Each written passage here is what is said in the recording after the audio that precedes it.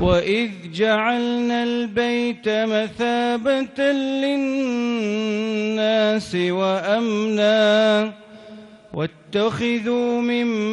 مقام إبراهيم مصلى وعهدنا إلى إبراهيم وإسماعيل أن طهر بيتي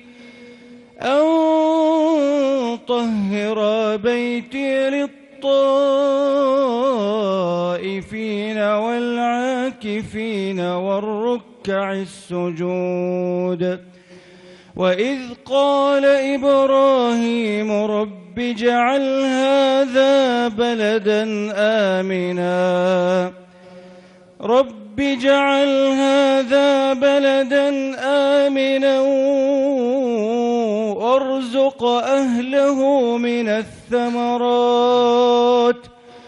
وارزق أهله من الثمرات من آمن منهم بالله واليوم الآخر